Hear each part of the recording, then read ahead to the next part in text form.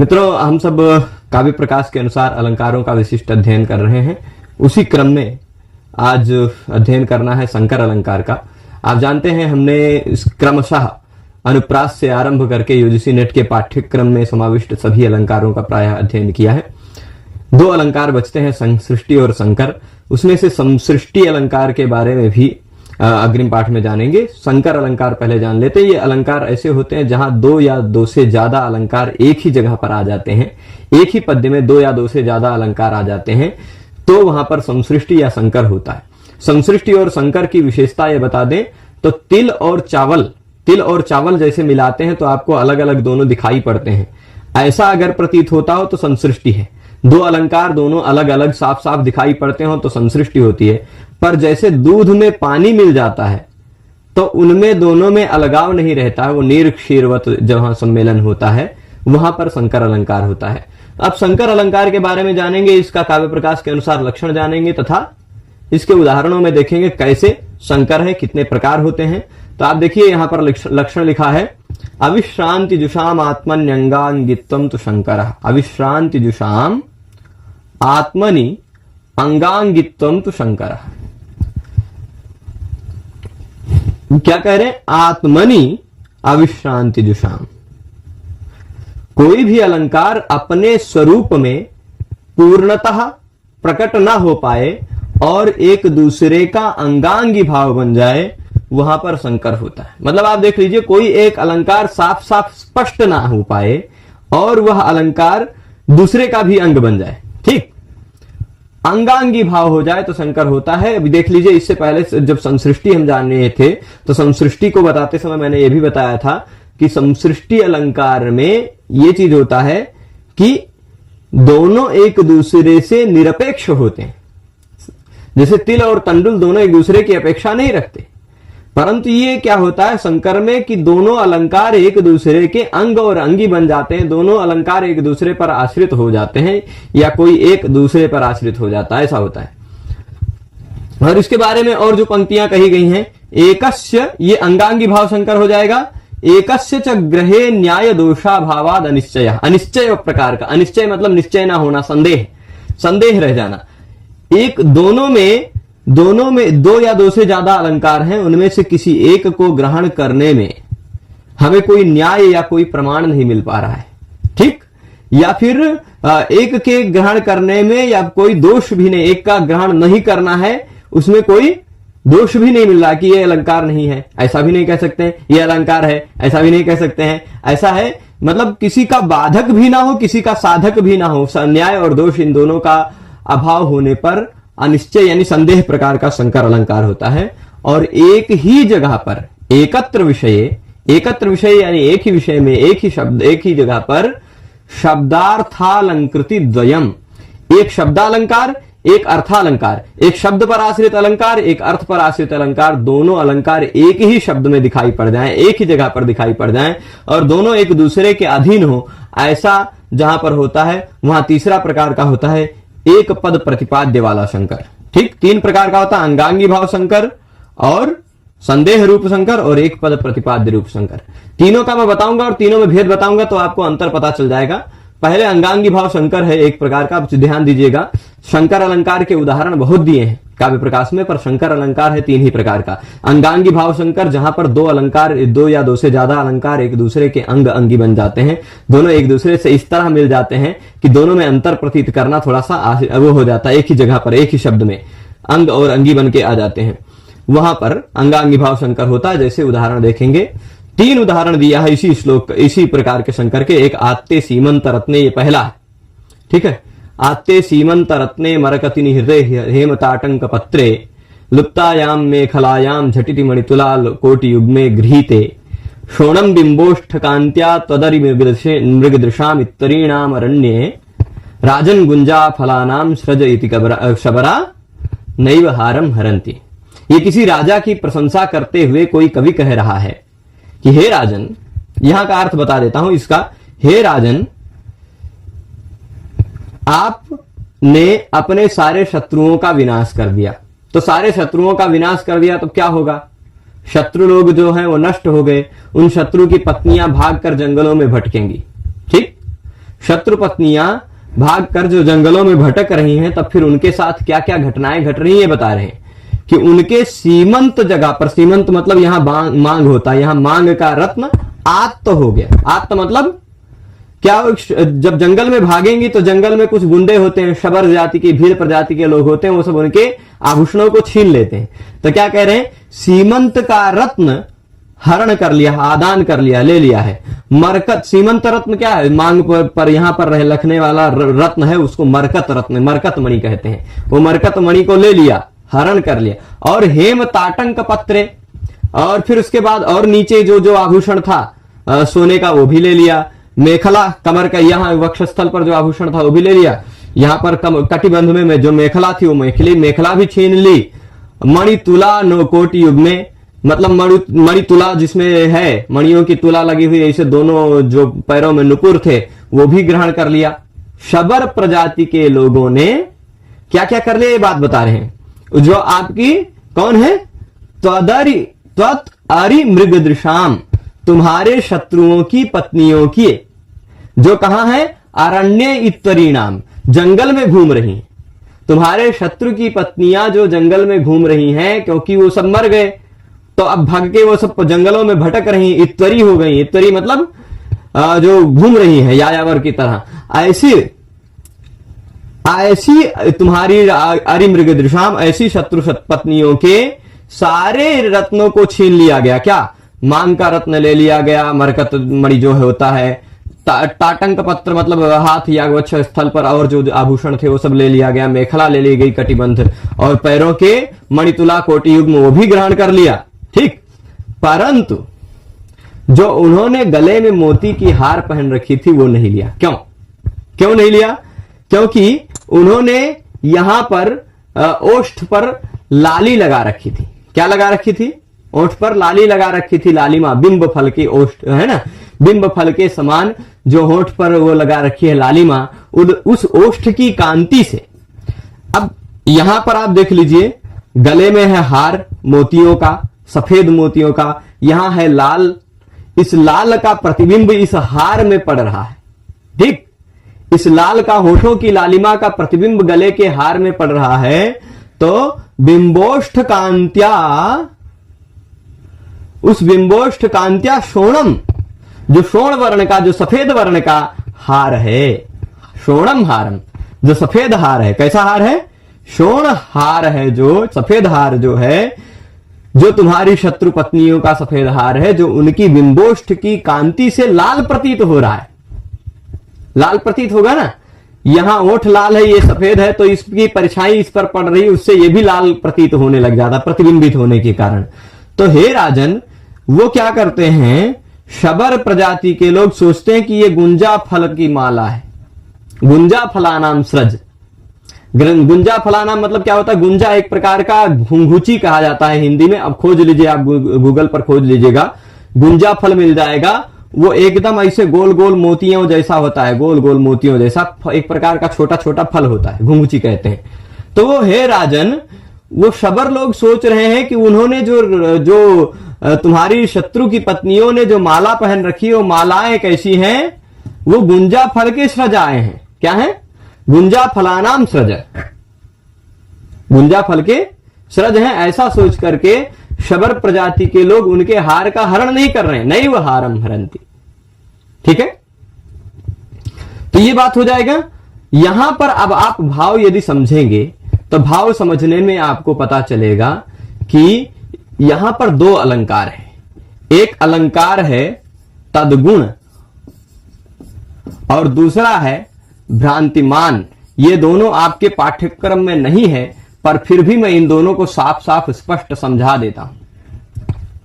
तदगुण का तात्पर्य होता है माले ने, हार ने ओठ की कांति का गुण धारण कर लिया, लालिमा, रक्तिमा धारण कर लिए, इस कारण तदगुण अलंकार है ना।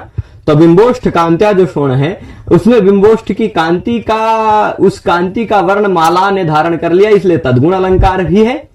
और शबर लोगों को वहां पर ये गुंजा फल का सृज है, ऐसा जो भ्रम हो रहा है, इसके कारण भ्रांतिमान अलंकार भी है। बताइए, दोनों अलंकार एक दूसरे के आश्रित हैं कि नहीं?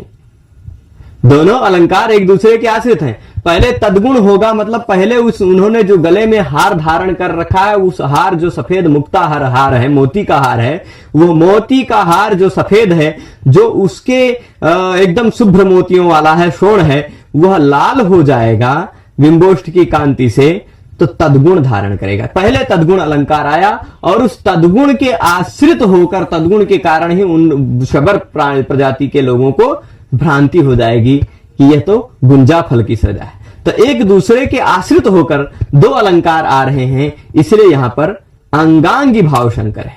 ठीक है, अंगांगी भाव शंकर का तात्पर्य समझ रहे कि एक दूसरे के अंग अंगी बन गए हैं, ऐसा शंकर है। और भी इसी तरह का अलंकार है जहां पर कई अलंकार है। जटा भाभिर्भाभि करधृत कलंकाक्ष वलयो वियोगी व्यापत्ते रिव कलित वैराग्य विशदः परिप्रेंखत तारा परिकर कपालांकित तले शशि भस्मा पांडु पितृवन इव व्योमनि चरति। यहां क्या कहेंगे कि जटा भाभिर्भाभि, जटा भाभी का तात्पर्य होता है जटाओं के समान जिनकी आभा है, ऐसी जटाभा। ठीक, जटाओं के समान जिनकी आभा है वो क्या होगी? जटाभा। तो जटाभाभि ही भाभी, जटा के समान आभा वाले भा प्रकाश से। ठीक, करधृत कलंकाक्ष वलयो, चंद्र है आकाश में विचरण कर रहा है, चंद्र आकाश में विचरण कर रहा है। इसका वर्णन कैसे कर रहे हैं यहां पर कवि कि जटा से युक्त, जटाओं के समान। ठीक, जटाभा मतलब जटाओं के समान, ऐसा ले लीजिए। कौन से वर्ण की होती जटाएं? मान लीजिए सफेद बालों की जटाएं हैं, सफेद सफेद, तो जटाओं की आभा के समान किरणों से, जटाओं की आभा के समान भा जिसकी है, किरणें जिसकी हैं, ऐसी किरणों से उपलक्षित हो रहा है कौन? चंद्र। इत्थम भूत लक्षणे से तृतीया है, क्योंकि इस जटा भाभी में जटाओं के समान आभा वाली किरणें जिसकी है, ऐसा कौन हो गया? चंद्र। और ऐसी किरणों से युक्त होकर वह चंद्र, वह शशि भस्म से, भस्म के समान आपांडु वर्ण का होता हुआ श्मशान की तरह, पितृवन मतलब पितृलोक जिस वन में रहते हैं वो श्मशान कहते हैं, श्मशान की तरह वह आकाश में विचरण कर रहा है। मानो श्मशान में कोई एक तांत्रिक घूम रहा हो, वैसा आकाश में वो चंद्र घूम रहा है। कैसे? करधृत कलंकाक्ष वलयो, उसने हाथ में, मान लो उस चांद ने हाथ में कलंक रूपी रुद्राक्ष वलय को धारण कर रखा है। क्या रखा है? कर में धारण किया है कलंक रूपी रुद्राक्ष के वलय को, माला को। और देखिए दो चीजें हैं इस अलंकार, इस अंश में। पहले जटा भाभी में जटाओं के समान आभा वाली, जटाओं के समान तुलना है ना, यानी उपमा अलंकार है इस अंश में। और करधृत कलंकाक्ष वलय, यहां पर देखिएगा हाथ में उसने धारण किया है कलंक रूपी रुद्राक्ष की माला। अच्छा, तांत्रिक लोग जो घूमते हैं हाथ में रुद्राक्ष की माला धारण करके रखते हैं ना, तो चंद्र यदि तांत्रिक की भांति घूम रहा है आकाश में, तो उसने रुद्राक्ष की माला हाथ में धारण कर रखी है ना। कौन सी रुद्राक्ष की माला? कलंक रूपी रुद्राक्ष की माला। कलंक रूपी, कलंक में और रुद्राक्ष की माला में भेद नहीं रह गया, अभेद बताया गया, आरोप किया गया, इसलिए रूपक है। तो कलंक रूपी रुद्राक्ष की माला को उसने धारण किया, करधृत कलंकाक्ष वलय। ठीक है, आगे क्या है? वियोगी व्यापत्तेरिव। देखिए जो लोग वियोगी होते हैं ना, जो लोग वियोगी होते हैं, अकेले होते हैं, उनको विपत्तियां पड़ जाती हैं। कोई साथ में हो, प्रेयसी, प्रेमिका इत्यादि या पत्नी हो तो बात अलग है, तो वो वियोगी नहीं रहता है ना, तो उसकी विपत्तियां नहीं आती हैं उसकी, ऐसा कहते हैं। जो वियोगी लोग होते हैं उनकी विपत्तियां हो जाती हैं, उन पर विपत्तियां आ जाती हैं, है ना। वियोगियों के नाश हो जाता है, वियोग में बहुत सारे लोग मर जाते हैं, उनके ऊपर विपत्तियां, विभिन्न प्रकार की आपत्तियां आ जाती हैं। इसी कारण चांद क्या सोच रहा है, इव संभावना कर रहे हैं, मानो उसने देख लिया कि वियोगी लोग मर जाया करते हैं, नाश हो जाया करते हैं, इसीलिए मानो उसने वैराग्य को धारण कर लिया है, कलित वैराग्य विशदा। मानो उसने क्या कर लिया है, उसने वैराग्य को धारण कर लिया है। विषयों के प्रति उसका जो अनुराग था वह अनुराग समाप्त कर दिया है उसने, है ना। अथवा ऐसा कह सकते हैं कि चंद्रमा ने देखा कि मेरे उदय से बहुत सारे लोग वियोग में पड़ जाते हैं, वियोगियों का नाश हो रहा है, इसलिए वह जो अपना लाल रूप था, उदयकालीन चंद्र थोड़ा लालिमा को धारण करके रखता है, फिर जब उदित हो जाता है, विस्तृत हो जाता है, तो फिर वह अपना जो राग रहता है, उसका रंग रहता है, उस रंग को छोड़ देता है, सफेदी में आ जाता है, वैराग हो जाता है, विरक्त हो जाता है, मतलब रक्तिमा को छोड़ देता है। ठीक, तो वैराग्य विशदः यानी सफेदी को धारण कर लिया है उसने, चांद ने, ऐसा भी अर्थ लिया जा सकता है। ठीक, यह विषयों के प्रति अनुराग से युक्त हो गया है, अनुराग से रहित हो गया है, अथवा लौहित्य के रक्तिमा के अभाव से युक्त हो गया है, मतलब लालिमा नहीं रह गई, लालपन खत्म हो गया चांद का। ठीक है, इसलिए सफेद हो गया है। तो यह भी अर्थ है। अब यहां पर देखिए, इस लाइन में आपको उत्प्रेक्षा दिखाई पड़ेगी। उत्प्रेक्षा यानी संभावना, संभावना है ना, कि मानो वह इसलिए सफेद हो गया है चांद कि देख रहा वियोगी लोग विपन्न हो जा रहे हैं, अथवा वह चांद वैरागी बनकर आकाश में इसलिए घूम रहा है क्योंकि देखता है कि वियोगी लोग नष्ट हो जा रहे हैं, है ना। दोनों तरह अर्थ लिया जा रहा, संभावना ही है, यहां संभावना ही है, इसलिए उत्प्रेक्षा है। तो आपको यहां पर उपमा भी दिखी, यहां रूपक दिखा, यहां उत्प्रेक्षा दिखी। आगे देखिए, परिप्रेंखत तारा परिकर कपालांकित तले। अच्छा, विशदा में विशदा का तात्पर्य लेने पर वैराग्य विशदा में विशद शब्द में श्लेष भी है। ठीक है, क्योंकि उससे सफेदी अर्थ भी लिया जा सकता है और वैराग्य को विस्तृत कर लिखा है, वैराग्य को धारण कर लिया है, इसलिए ऐसा भी अर्थ लिया जा सकता है। और परिप्रेंखत तारा परिकर कपालांकित तले, परिप्रेंखत तारा, परिप्रेंखत का तात्पर्य होता है चंचल तारा समूह।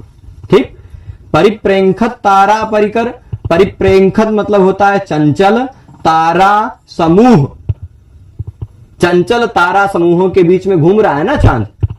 तो परिप्रेंखत तारा परिकर कपालांकित तले, वो कपाल है, समझ लीजिए जब तांत्रिक लोग घूमते हैं ऐसा हाथ में कपाल लेकर घूमते ना, तो वैसे ही ताराओं के समूह रूपी कपाल में रखा है ना।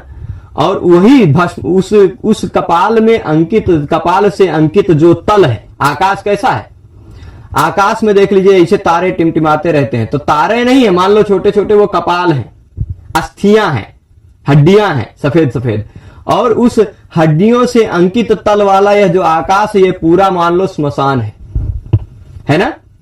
उस श्मशान में मानो यह शशि भस्म से आपांड होकर, भस्म से सफेद होकर वह श्मशान की भांति आकाश में विचरण कर रहा है। कौन? शशि, चंद्र, चंद्र आकाश की भांति श्मशान में, श्मशान की भांति आकाश में विचरण कर रहा है। पितृवन मतलब पितरों का वन, जो मर गए वो सब पितृ हो जाते हैं, उनका वन, यानी श्मशान की भांति वह घूम रहा है। अब यहां पर देखिए, इस अंश में उपमा है, इस अंश में रूपक है, यहां पर उत्प्रेक्षा है, यहां पर श्लेष है। ठीक है, ऐसे कई अलंकार हैं, पर वह सारे एक ही अर्थ के, एक ही चांद के घूमने के अंगांगी बन गए, है ना। आप अंगांगी कैसे बन गए? अगर चांद को आप तांत्रिक बनाएंगे कि वो तांत्रिक बन के घूम रहा है, तो इसकी उत्प्रेक्षा लेनी ही पड़ेगी, नहीं तो नहीं बनेगा चांद। यहां आपको उपमा देनी पड़ेगी तभी बन पाएगा, नहीं तो नहीं बन पाएगा, है ना। तो एक ही चांद को तांत्रिक बनाकर घुमाने के लिए आपको उपमा का भी आश्रय लेना पड़ेगा कि जटाओं के समान उसकी आभाएं हैं, ऐसा लेना पड़ेगा, है ना। तो यानी ये सारे अलंकार एक चांद को पितृवन में घुमाने के, इसलिए श्मशान में घुमाने के लिए अंगांगी भाव बन जाते हैं, इसलिए अंगांगी भाव शंकर भी है। और भी उदाहरण दिया इन्होंने, राजति तटीयम अभिहित, यहां पर देखिए शब्दालंकार है। ठीक, क्या है? एक शब्दालंकार, एक अर्थालंकार, शब्दार्थालंकृति द्वयम, एक शब्दालंकार एक अर्थालंकार। इस एग्जाम्पल में आपको दिखाई पड़ेगा, नहीं, दो शब्दालंकार है यहां। ये अर्थालंकारों का बताया था, अर्थालंकारों का बताया गया ना, उपमा, रूपक, उत्प्रेक्षा, श्लेष इत्यादि सभी अलंकार एक दूसरे के अंगांगी भाव बन के रह रहे हैं। यहां पर आप देखेंगे तो दो शब्दालंकार एक दूसरे के अंगांगी बन गए। अंगांगी बन गए मतलब उनको अलग नहीं किया जा सकता है। जैसे यहां पर शब्द का अलंकार है तो साफ साफ शब्द से ही बता देंगे, अर्थ में नहीं जाएंगे। राजति तटीयम अभिहत दानवरा साति पाति सारा वनदा। फिर उसके बाद गजता च यूथम विरत दानव रासाति पाति सारा वनदा। इस श्लोक में आप यहां पर देखेंगे तो पादांत वृत्ति यमक है। इतने शब्दों से देखिएगा, दानव रासाति पाति सारा वनदा, यहां भी दानव रासाति पाति सारा वनदा। ये आपको दोनों पादों में दिखाई पड़ रहा है, ऊपर में भी नीचे में भी वही वर्ण क्रम में वर्ण है ना। तो सत्यर्थे पृथगर्था या स्वर व्यंजन संभृते है, स्वर और व्यंजन के समूह का उसी क्रम में आवृत्ति होने पर यहां पर आपको पहले पाद में और दूसरे और चौथे पाद का यमक दिखाई पड़ रहा है। यमक है ना, तो यहां पर यमक अलंकार साफ साफ प्रतीत हो रहा है, दोनों में अर्थ भिन्न है। यहां दानव, यह क्या है, अभिहत दानव रास है, दानव रास, अभिहत दानव रासा। दानवों लोग रास क्रीड़ा कर रहे थे, उनके दानव लोगों की रास क्रीड़ा का अभिहनन हो गया, समाप्ति हो गई, अभिघात हो गया। परंतु यहां दानवरा है, साति पाति है, यहां अलग भंग है, यहां अलग भंग है और जुड़वा है, यमक है। यमक साफ साफ दिख रहा है, पर इसी जिन जिन शब्दों में यमक है उन्हीं शब्दों में अनुलोम प्रतिलोम अलंकार भी है। शब्दालंकार वो भी है, चित्रालंकार के अंतर्गत आता है। इसको आप उल्टा भी पढ़ेंगे तो वही है, सीधा भी पढ़ेंगे तो वही है। देख लीजिए, दानवरा, दानवरा है ना, अनुलोम प्रतिलोम दोनों अलंकार यहां पर है। दानवरा, दानवरा, साति पाति, साति पाति है ना। तो इधर से भी दानवरा साति पाति सारा वनदा, इधर से भी दानवरा साति पाति सारा वनदा, अनुलोम प्रतिलोम अलंकार। यहां भी देख लीजिए, दानवरा साति पाति सारा वनदा, दानवरा साति पाति सारा वनदा। उल्टा भी देखिए वही, सीधा भी देखिए वही, यह चित्रालंकार है। तो एक ही जगह पर एक दूसरे के अंगांगी बनकर, एक दूसरे के आश्रित होकर इस तरह मिल गए जैसे दूध और पानी एक में मिल जाता है, अलग करना कठिन हो जाता है, अलग करना असंभव हो जाता है, वैसे ही यहां से यमक और अनुलोम प्रतिलोम को अलग करना संभव नहीं है, एक दूसरे के आश्रित हैं ये अलंकार। इसलिए यहां पर शब्दालंकारों का संकर है। ठीक, आगे देखेंगे अंगांगी भाव संकर के बाद संदेह रूप संकर होता है। संदेह रूप संकर क्या होता है कि जहां पर एक या दो अलंकार, दो या दो से ज्यादा अलंकारों में हम निश्चय नहीं कर पाते हैं कि ये है कि ये है कि ये है कि ये है, ऐसा निश्चय नहीं कर पाते हैं, संदेह ही रह जाता है वर्तमान, वहां पर यह अलंकार होता है। जैसे आपको एग्जाम्पल देंगे, यथा गभीरो, यथा रत्न निर्भरो, यथाच निर्मल छाया, तथा किम विधिना एष सरस पानीयो जलनिधिर न कृतः। यहां कोई व्यक्ति समुद्र को कहकर, समुद्र को लक्षित कर कर किसी दूसरे को कहना चाह रहा है या किसी दूसरे के माध्यम से समुद्र को टोन सुना रहा है, इसमें संदेह रह जाएगा। कैसे भी देख लीजिए, यथा गंभीरो मतलब कि ब्रह्मा जी ने बहुत अच्छा किया, समुद्र को बहुत गहरा बनाया है ना, बहुत गंभीरता है उसमें, और रत्न निर्भर है, यानी बहुत विभिन्न प्रकार के रत्नों से भरपूर है। यथा रत्न निर्भरा, भाई गंभीर भी है, गंभीरता से युक्त है, रत्न निर्भर है यानी रत्नों से भरा पड़ा है, और फिर उसके बाद यथाच निर्मल छाया, निर्मल छाया से युक्त भी है ना, निर्मल जल से युक्त भी है। समुद्र में जल में कोई मलिनता थोड़े ना, तो गंभीर भी है, रत्न निर्भर भी है और निर्मल छाया निर्मल जल से युक्त भी है। फिर भी किम विधिना एषः सरस पानी यह जलनिधि न करता, फिर भी ब्रह्मा जी ने पता नहीं क्यों या क्यों यह जलनिधि, जलनिधि सरस पानी यह न कृता, ठीक, पीने लायक नहीं बनाया। ब्रह्मा जी ने उसको गंभीर तो बनाया, रत्नों से भरा हुआ बनाया, निर्मल जल से युक्त बनाया, पर फिर भी पता नहीं क्यों या क्यों, ऐसा प्रश्न पूछा जा सकता है। तथा किम विधिना एषः जलनिधि, फिर भी ब्रह्मा जी ने ऐसा इस जलनिधि को सरस पानी ये पता नहीं क्यों बनाया, नहीं बनाया। ठीक, यहां पर आप देखिए दो अलंकारों का, एक है समासोक्ति, एक है अप्रस्तुत प्रशंसा।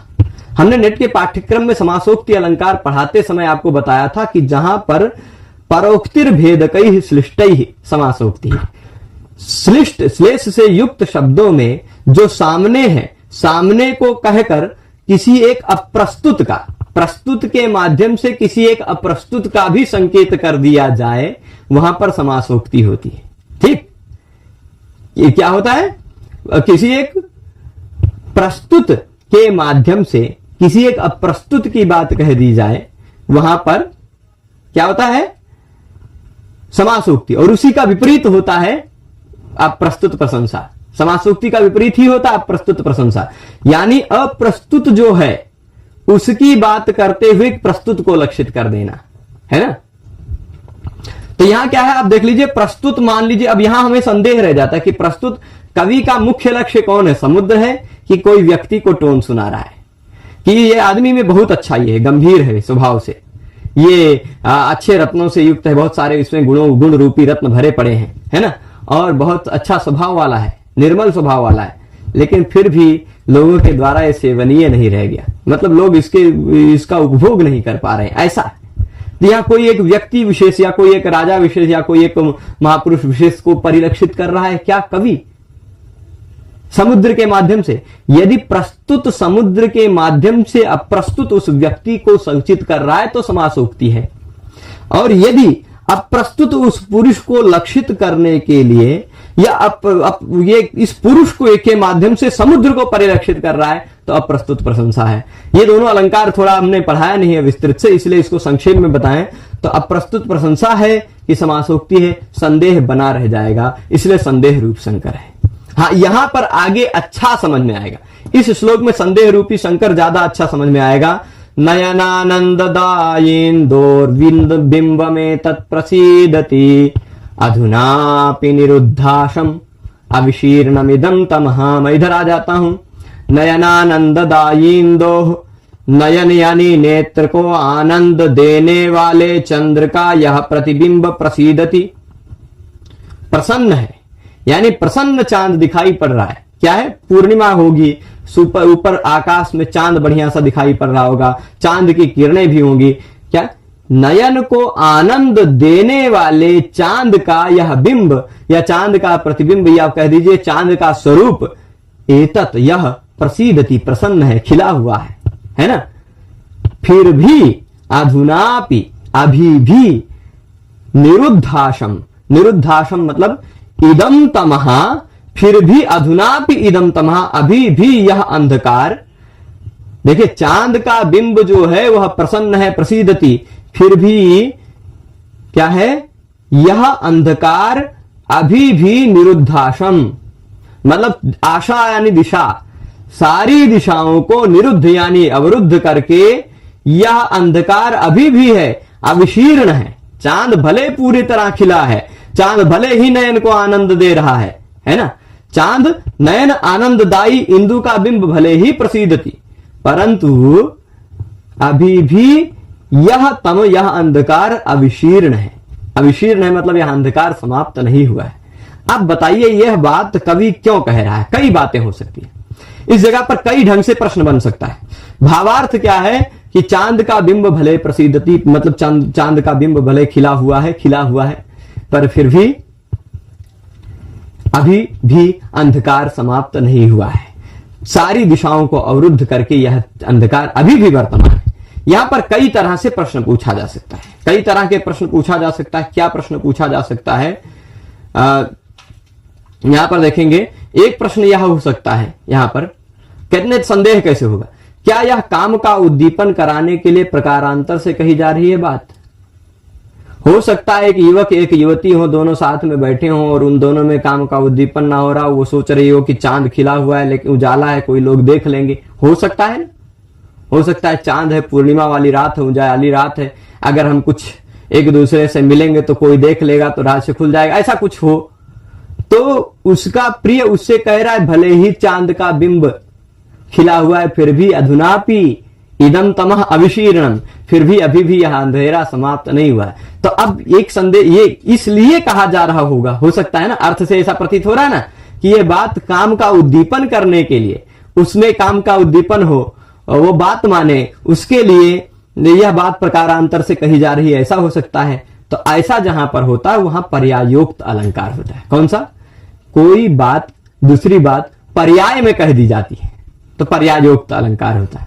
अथवा ऐसा कह दें कि मुख है, ये तुम्हारा मुख अभी भी प्रसन्न है, तुम्हारा ये अभी, ऐसा कह दें कि मुख में ही रूपक कर लेंगे, क्या कि तुम्हारा ये मुख रूपी चांद अभी भी नयन का आनंद देने वाला, तुम्हारा यह मुख रूपी चांद अभी भी प्रसन्न है और अभी भी ये तम, यह अंधकार अभी समाप्त नहीं हुआ है, यानी अभी हमें मिलने का समय है, ऐसा कहा जा रहा है। यानी मुख में चांद का आरोप कर दिया गया, या मुख में ही चांद की अतिशयोक्ति कर दी गई। आरोप करने से रूपक भी हो सकता है, अतिशय उक्ति करने से अतिशयोक्ति भी हो सकता है। क्या है यहां, कहा नहीं जा रहा, कल कहा नहीं जा सकता है ना, कि अतिशयोक्ति है। अथवा क्या यह देश रूप मुख का चंद्र में रूपक अलंकार हो गया। अथवा एक प्रश्न और भी हो सकता है कि वह चंद्र भी प्रसिद्धति और तुम्हारा यह मुख भी प्रसिद्धति, दोनों का प्रसिद्धति इस एक ही क्रिया से, मुख और चंद्र का दोनों का एक ही क्रिया से समन्वय होने के कारण दीपक अलंकार भी हो सकता है ना। अथवा आगे क्या कहेंगे कि चंद्र और मुख दोनों है ना, दोनों में दोनों के प्रस्तुत होने के कारण, चंद्र जिस तरह प्रस्तुत किया गया उसी तरह मुख भी प्रस्तुत किया गया, दोनों के एक ही ढंग से प्रस्तुत होने के कारण तुल्य योगिता है। तो एक ही जगह पर कई अलंकार हैं, पर निश्चित नहीं हो पा रहा है, संदेह ही रह जा रहा है कि इसको माने कि इसको माने कि इसको माने, तो इस कारण से इसको माने कि इस कारण से इसको माने, यहां पर संदेह संकर अलंकार होता है। इस तरह की जहां व्यवस्था होती है वहां संदेह संकर होता है। फिर उसके बाद तीसरा प्रकार जो संकर अलंकार का है वह एक पद प्रतिपाद्य रूप संकर है। एक ही शब्द में स्फुट में एकत्र विषय शब्दार्थालंकृति द्वयम, जहां पर एकत्र विषय, एक ही विषय में, एक ही जगह पर, एक ही शब्द में, एक ही कोई शब्द है, उसी शब्द में शब्दालंकार भी दिख जाए, अर्थालंकार भी दिख जाए, तो वह होता है। वह कभी दो ही शब्दालंकार अलग हो तो अलग हो जाता है, पर एक पद के द्वारा, एक ही शब्द के द्वारा जहां पर संकर प्रतिपादित होता है वहां पर एक पद प्रतिपाद्य संकर होता है। जैसे स्पष्टोल्लसत् किरण केसर सूर्य बिंब विस्तीर्ण कर्णिकमथो, कर्णिक है यहाँ, विस्तीर्ण कर्णिकमथो दिवसारविंदम श्लिष्टाष्ट दिग्दल कलापमुखावतार बद्धांधकार मधुपावली संचुकोच। यहां पर क्या कह रहे हैं देखिएगा, स्पष्टोल्लसत् किरण केसर सूर्य बिंब, स्पष्ट उदित हो रहा है किरण रूपी केसर से युक्त सूर्य का बिंब, स्पष्ट सूर्य का बिंब प्रतीत हो रहा है ना। स्पष्टोल्लसत् किरण केसर सूर्य बिंब, स्पष्ट रूप से निकलती हुई किरणों से, उल्लसत मतलब निकलती हुई, स्पष्ट रूप से निकलती हुई किरणों से केसर वर्ण का युक्त हो गया, केसर वर्ण का मान लो हो गया है, ऐसा सूर्य बिंब है ना। और उस सूर्य बिंब रूपी विस्तीर्ण, सूर्य बिंब जैसे विस्तृत है, सूर्य बिंब रूपी विस्तीर्ण कर्णिक, विस्तीर्ण ये कर्णिक होता है। कर्णिक मतलब आप देखते होंगे घेराव जो होता है, सूर्य है उसके ऊपर घेराव जैसा होता है ना, उसको कर्णिक कहते हैं। तो विस्तीर्ण कर्णिक, विस्तीर्ण कर्णिकम अथो न दिवसारविंदम, वह दिवसारविंद यानी दिवस रूपी कमल, दिवस को ही कमल मान लिया, सूर्य बिंब के कारण दिन रूपी कमल वह क्या हो गया, विस्तीर्ण खिला हुआ है, विस्तीर्ण कर्णिक हो गया। पर वह जो दिवसारविंद दिन रूपी कमल है वह अपने आठों दिशाओं रूपी पंखुड़ियों को सिकोड़ करके अपने मुख में अवतरित करके अंधेरे से बद्ध होकर, अंधेरे रूपी भंवरों से युक्त होकर वह संकुचित हो गया। क्या वह सूर्य के उदय होने पर जो फैला हुआ दिन रूपी कमल है, दिन रूपी कमल, सूर्य के उदित होने पर जो फैला हुआ दिन रूपी कमल है, वह दिन रूपी कमल सूर्य के अस्त होने पर जब आठों दिशाएं हैं, वो 8 पंखुड़ियां हैं उस कमल की, 8 दिशाएं उस दिन रूपी कमल की 8 पंखुड़ियां हैं, वो 8 पंखुड़ियां सिकुड़ गई हैं और क्या हो गया है, अंधेरे रूपी भंवरे वहां पर आ गए हैं और अंधेरे रूपी भंवरों को उसने अपने में समेट लिया और संकुचित हो गया वह दिन रूपी कमल। तो यहां पर आप देखेंगे साफ साफ क्या है, ये 4 शब्द में किरण केसर सूर्य बिंब, इसमें शब्द में आपको अनुप्रास दिखाई पड़ रहा होगा, क र ऐसा अनुवृत्ति हो रहा है, वर्णों की आवृत्ति होने के कारण वो है। फिर उसके बाद विस्तीर्ण कर्णिक, विस्तीर्ण कर्णी, र और ना यहां है ना। उसी तरह दिग्दल कलाप, दल काला है ना, दिग्दल कलाप, द की आवृत्ति भी होगी, ला की भी आवृत्ति होगी। तो ऐसे यहां पर क्या है, एक ही शब्द में, उसी शब्द में आपको अनुप्रास भी दिख रहा है और उसी शब्द में, एक ही शब्द में आपको उसी में रूपक भी दिखेगा, है ना। सूर्य बिंब रूपी, देखिए किरण केसर सूर्य बिंब विस्तीर्ण कर्णिक, यहां तक एक ही शब्द है। देखिए यहां पर देखिए किरण केसर सूर्य बिंब विस्तीर्ण कर्णिक, र र र र र कितनी बार आवृत्ति है इसी एक ही शब्द में, कई बार अगर र वर्ण की आवृत्ति होने के कारण अनुप्रास भी है और इसी में रूपक भी है इसी शब्द में, कि किरणों के उदित होने के कारण केसर वर्ण का जो सूर्य बिंब हो गया था, जो विस्तीर्ण कर्णिक था, मतलब विस्तीर्ण घेराव वाला था, है ना। तो सूर्य बिंब रूपी विस्तृत घेराव वाला यह दिन का दिन रूपी कमल, है ना। तो ये सारी बातें जो है ये एक ही शब्द के द्वारा प्रतिपादित हो रही हैं, इसलिए एक पद प्रतिपाद्य रूप शंकर है। ठीक है, तो तीन प्रकार के शंकर अलंकार को हमने देखा। शंकर अलंकार कहां कहां होता है? एक प्रकार क्या होता है? अंगांगी भांग, जहां पर एक ही वस्तु के अंग अंगी बन जाते हैं। एक ही वस्तु प्रतिपादित करना, जैसे पितृगण को चंद्र को प्रतिबन में घुमाना, तो उसी एक के अंगी बनकर कई अलंकार आ जाएंगे, अंगांगी भाव शंकर होगा, है ना। और फिर उसके बाद कई संदेह रह जाता, मतलब एक ही जगह पर एक ही श्लोक में 3-4 श्लोक अलंकारों का निश्चय नहीं हो पाने के कारण, अनिश्चय होने के कारण संदेह रूपी शंकर रह जाता है। और कहीं कहीं क्या होता है, एक ही शब्द में दो अलंकार, एक शब्दालंकार एक अर्थालंकार, वहां पर क्या होता है जो कई उदाहरण दिया है उन्होंने, जहां अंगांगी भाव शंकर का शब्दालंकार का ही दे दिया है। यमक और अनुलोम प्रतिलोम ये अलंकार एक दूसरे के अंगांगी बन गए थे, एक दूसरे के बिना नहीं हो सकते थे। तो ऐसे अंगांगी भाव शंकर, संदेह रूपी शंकर, एक पदाश्रित शंकर अथवा एक पद प्रतिपाद्य शंकर, यही एक पदाश्रित शंकर भी कहते हैं, एक पद प्रतिपाद्य भी कहते हैं। ठीक है, तो इस तरह से शंकर अलंकार को हमने इस पाठ में देखा। आप सभी लोग पूरे इस पाठ में जुड़े रहे, उसके लिए आप सभी को बहुत बहुत धन्यवाद। सभी से हम फिर मिलेंगे अग्रिम पाठ में, तब तक के लिए धन्यवाद। नमः संस्कृताय।